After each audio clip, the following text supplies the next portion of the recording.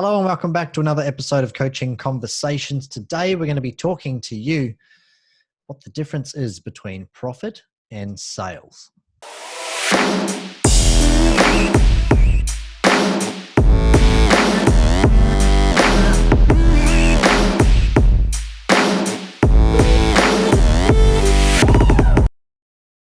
Hello, welcome back to another episode of Coaching Conversations with Chris. I was going to say Nick then, but Chris and Tony today because Nick's just off on a very small sabbatical break at the moment, I guess. Tony, how are you this morning? I'm very well. Chris, yourself? Had a great weekend. Pumped, ready to go for another week. Absolutely. Today's Monday, beginning of the week. Today we're going to be breaking down and speaking, I guess, openly about the difference between sales and profit. And if you're in business and you think, well, they're the same thing, unfortunately, you're incorrect. Sales and profit are very different things. And I'm really wanting to break down the differences between the two or create distinctions between sales and profits, because you really need to be focusing on, I think, one key area. And if there's anyone that knows this area better than most, it's Tony. So that's why we're talking to him about it today. The differences between sales and profit. So I guess, Tony, let's kick off with what is the difference? What's the distinction here? And where really should we be, pointing our focus? Chris, the focus for me became very apparent when I had my own business in terms of the jargon, I think, or the language that's around sort of the money or the numbers side of business. And I just wanted to sort of, just take a moment just to sort of talk a little bit about that terminology, because I think it's quite important that people understand, what is actually really important within business. Because I will say that the number one thing in business is sales. Everybody needs sales. That's the lifeline. That's the money coming in for their business. But when we as business owners are looking at it, the number one thing for us needs really to be profit. And that's what we're actually trying to do, is to make money at the end of the day. So when we talk about profit is actually sort of, what's termed as the bottom line. And net profit is the net sum of what's left after everything else has been taken away. Excellent. Right. So that includes all your cost of goods, wages, other overheads, whatever's left after you've paid everything else off after your sales have been collected, correct? So yeah, that's what's left at the very end. So yep. Imagine sort of, paying out everybody else, and then whatever you've got left, that's your net profit. That's what you've made from doing the work that you do. Right. And to just hop on a little bit about that, it's really important that people understand that everything has to be paid out, first before you can actually determine what's left at the end. Then you've got a true understanding of how much money you made from doing the work that you do. And I've worked with lots of businesses, Chris, and helped lots of businesses in this area, because I suppose sometimes I get a little bit anxious when people tell me that they're busy and, they've got really good sales and they've got, loads of things in the pipeline coming through, but they're not actually making any money. So they're spinning the wheels, but not necessarily leaving anything behind. Yeah, exactly that, Chris. Yeah. So, and I often say to people, what's the point of being really busy and super busy when you're not making money? You need to be making money. That's the whole point of what we're trying to do here. I'm sort of getting a bit of a reputation for telling people to say, hey, if you're not making money, go to work at Woolies or go to Dan Murphy's and stack shelves, because I know at the end of the week that you're going to take home some money, and that's going to be your net profit from you doing the work. So I know that's a little bit of a tough pill to swallow, but at the end of the day, that's actually what it means. So, being busy is great, but make sure that you're busy making money as well. Yeah. And I think, just to make a very important point here, the whole point of this episode is not to say money is, the be all and end all of everything. I feel that money just gives you more options. So, it gives you options to reinvest into your business or to buy investment property or whatever it is that you want to spend it on. Or save it on, it gives you the ability to have more options and more choice. So the outcome of running your business theoretically should be creating a pool of money as you continue to spin the wheels and operate day to day. Would that be about right, Tony? Yeah, I think it is, Chris. A lot of businesses need that money to do what they've got to do, and that could be that they either need to replace things, they need to buy, extra things to help the business grow, they need to reinvest, they need to pay more staff, the wages are going up, the costs of goods are all going up. So you need to have that money at the end of the day to be able to keep the business alive, to make it sort of sustainable into the future. So if you're not making money, maybe you can survive a little bit longer. If you're losing money, however, then you're going to be in real strife very quickly. Yeah, right. Okay, cool. So sales are great, and obviously you need that to keep running your business. From what you said, it's like, did you say the lifeblood for the keeping the business moving? But profit is where we need to be focusing our attention after sales, so to speak. So, I guess from a short overview on this, I know that we've spoken about this or touched on it in other episodes, but once we've made sales, what are the things we can do just to make sure that our profits are, kept at a really good level or are at the level that we want them to be at? I think one of the easiest things that I've found, Chris, is to work out what some of those little percentages are that within your business. So, as an example, whenever you're doing a job, you could be a tradie or you could be, in retail, or catering, whatever that is, work out what those percentages are so that you know roughly in your head that your cost of goods could be 30% of your sales. Right. Your labor could be 30% of your sales. As to could your overheads be 30% of your sales. But at least at the end of that, that once you've paid all of those out, you're still left with 10% at the end. And that 10% that you're left with is your profit. Yep. So at least then that, when you're doing those rough calculations, that most of the work that you're going to be doing is going to be, in theory, delivering you that profit. The thing then is to actually check, once you've actually done the job, how long it took, how much it cost, add up all of those items to then calculate whether that 10% actually turned into 20% or possibly even 5%. And then you can actually work out, well, okay, what sort of margins am I actually making on the work that I'm doing? Because it's important just to sort of keep track of how much profit you're making or not making from every job that you're doing. Yeah, that's a really good one. In fact, I was having a session with a client earlier today about doing some estimates versus actuals and looking at, and his software allows him to do this, by the way.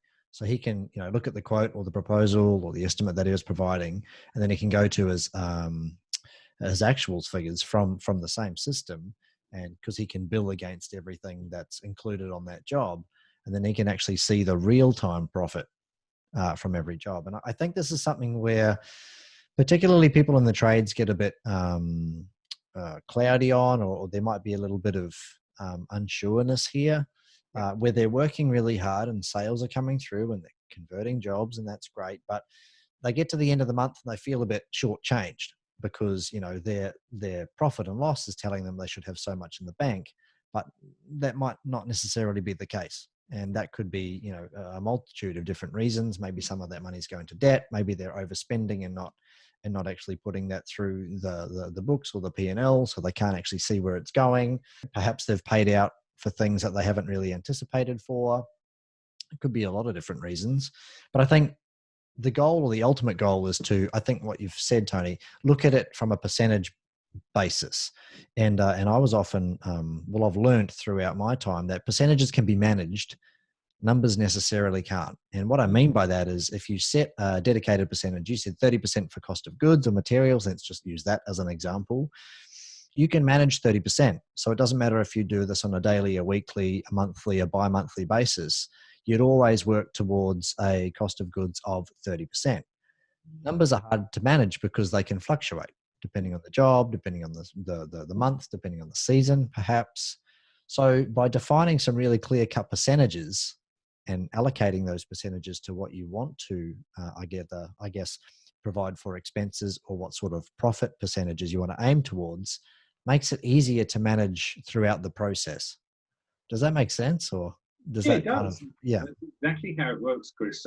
And it's not until you can start to actually track this with, a few of the jobs that you're doing, and you can start to see sort of where they all sort of fall into in terms of those categories. Because generally I find that in most businesses, those percentages are more or less around the same. So Mm. from job to job and from month to month, they seem to sort of, you know, hang around the same sorts of numbers. And even, you know, when you're looking at a company's profit and loss year on year, I think you'll find that generally the overheads or the expenses of that business are normally around that sort of 10 to 15% mark. That's what it actually sort of costs them to run the business.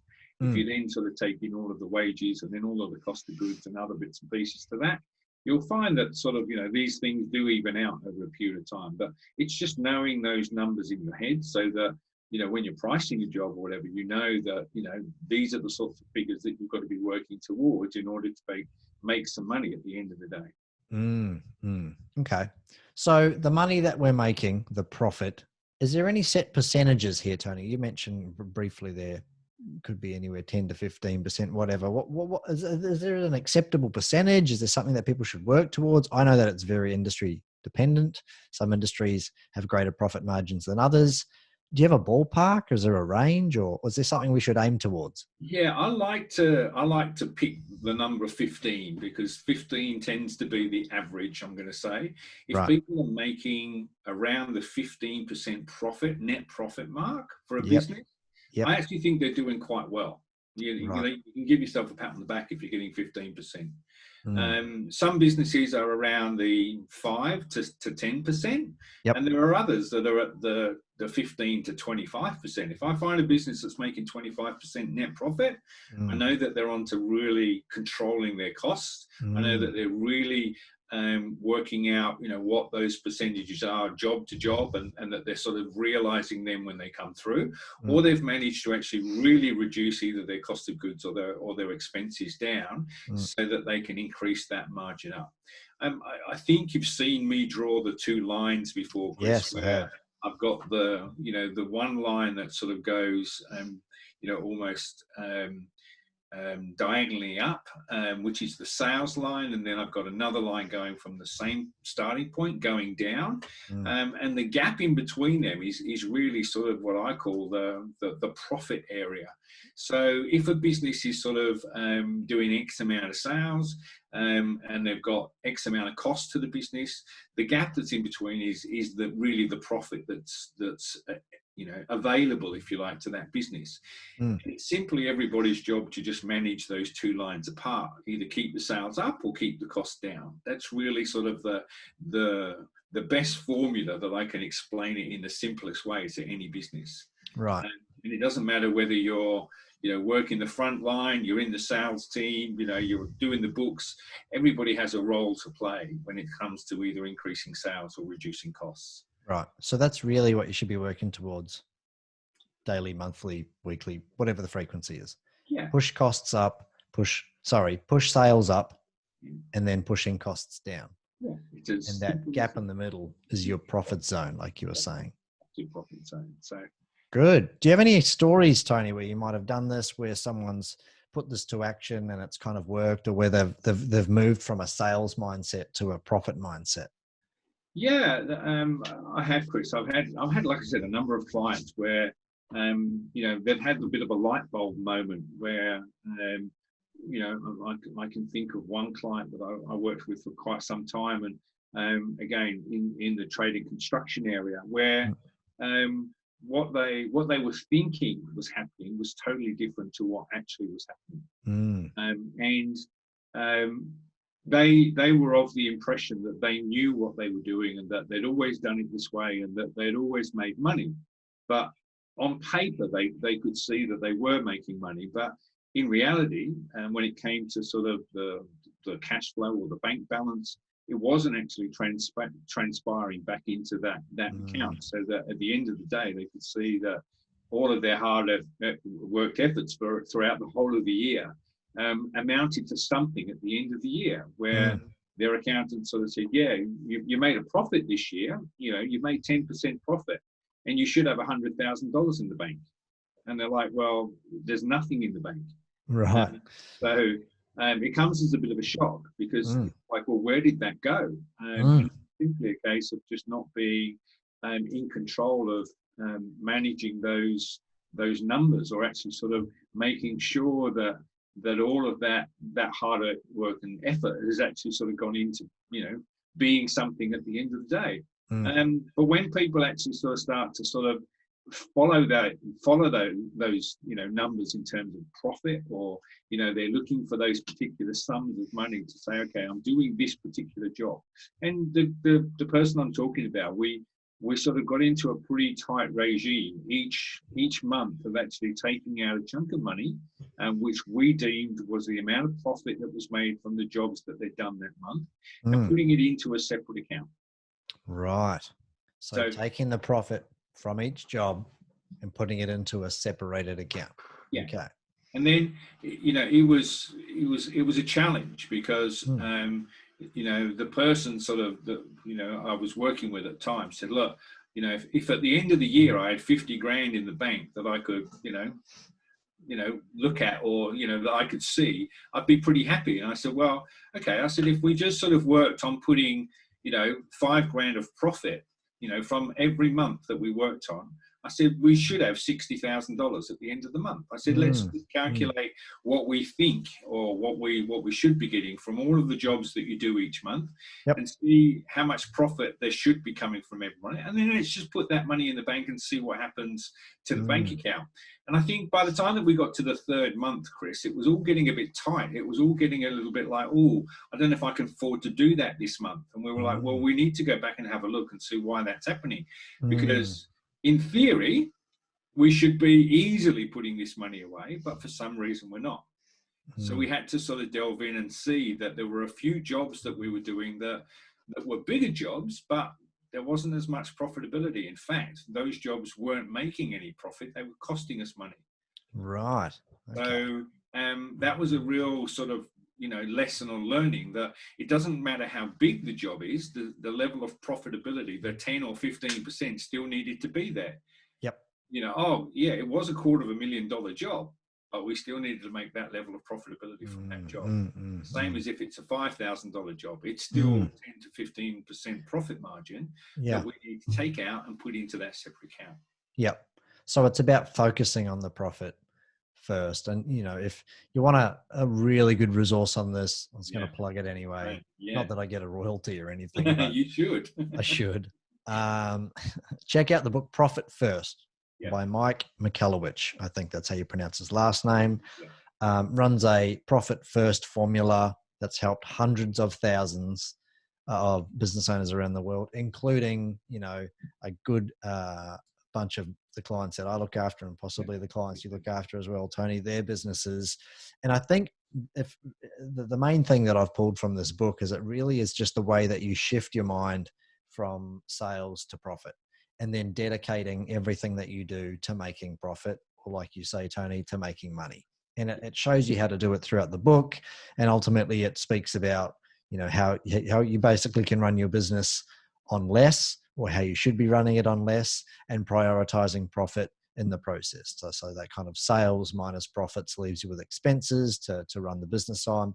I think it's a fantastic model, but it highlights the importance of profit in the business. Profit sometimes becomes an afterthought, or people may not even know what profit is because they're working hard and they're seeing sales come through, which is great. But again, it's that unfortunate incidents when you go to the accountant every quarter or every year and he goes, okay, here's the magic number. It's either positive or negative. Or if it's positive and you don't have it, that's also negative, if that makes sense. So I think, making the distinction between the two and really engineering your time and energy into going, how do I increase the profit throughout what I'm doing? And I think that story that you just mentioned, Tony, really helped to highlight what could be happening for a lot of business owners out there, where they're working hard, but there's not necessarily a lot of money left over. If you start changing the way, like taking a small amount or your profit percentage from every job and putting it into an account and building that over time, what a difference that can really make. Yeah, I totally agree, Chris. Like I said, just changing some of those old, habits into newer habits where you can just focus, like you said, and see exactly what's happening and change some of those old ways into new ways. Yep. Can be the biggest change of all in terms of you making money or not making money. Yeah. Look, I can think of I've got a few clients, so I can think of one in particular who, we worked out the percentage that we could pull from every job, and we started firing that into an account. We did that for months and months, and this client needed to go and buy a truck, and it was a secondhand truck, mind you, but she needed to go and buy one. But the amazing outcome of building, calculating profit and putting it aside for her, it was every single week. Yeah. She was able to go and buy a $30,000 truck outright, cash. Yeah. Which immediately provides an asset for the business, but there's no loans, there's no banks, there's no interest, nothing. And she showed me, because I went to see her and she showed me this truck, and I was like, wow. I said, how do you feel? She's like, I've never been able to go and do that ever. So the fact that I had the ability to literally go, yep, I've got cash for that, boom, let's buy it right now, was one of the best feelings for her. Because there's no headaches behind having to repay it and speak to accountants before we go to the bank, and then the bank needing to approve a loan, and then negotiating interest rates, and just none of that exists. Yeah. And it only happened because we prioritized profit. It would have been maybe 6 to 8 months beforehand. Yeah. Which is pretty cool. So there really is magic in understanding the difference between sales and profits. And the clearer you are about the two, and the more time and energy you can focus on making more profit in your business, the better. Did you have any kind of final words or pearls of wisdom that you can share, Tony, on the difference between sales and profits? I think I'm going to give everybody a challenge, Chris. I think I'm going to give everybody the challenge of going out and having a look at what you did last month or even last year. Because you should be able to access now your profit and loss statement from the year that's just ended at the end of June. Yep. And I want you to actually sort of just go and have a look and discover where the profit is in all of your numbers, and see how much profit you made, and see if you can just do a little bit of an investigation. Just go get your microscope out and have a look and see what you can find and see what you can learn. So I think if you become aware of it yourself and you start to observe these things, I think that's one of the best things that you can do, sort of, as a business owner, to turn from being, not only successful, but also profitable as well. Yeah, absolutely. I couldn't agree more. And I think it's sometimes a frightening experience doing an audit or an assessment like that, Tony, because I've spoken to clients before and seen many P&Ls, and I've seen lots of so-called profit at the bottom of a profit and loss for an annual statement, and there's very little left. And immediately that opens some questions. And should your accountant be helping with you with this? I think so. Do lots of accountants help people with this sort of stuff? Not necessarily. So if you ask, yeah, absolutely. I think the responsibility lies on the business owner's shoulders, though. You can't just leave it up to the accountant. It's up to you to manage the percentages and your sales and your profits in your own business. So I couldn't agree more, Tony, with what you've just said. So guys, if you have any questions about the difference between sales and profits, or you are still cloudy after we've spoken about the things we have today, reach out to us at askitupcoach.com.au. Happy to provide any advice, any free sessions, or any form of training videos or anything that you'd like. We can definitely throw those your way. Tony, thank you so much once again. No worries, Chris. Thank you. It's always a pleasure. And go and make profits. Yeah, profits are the key. And we'll speak to you all again on the next episode of Coaching Conversations next week. So bye now. Bye-bye.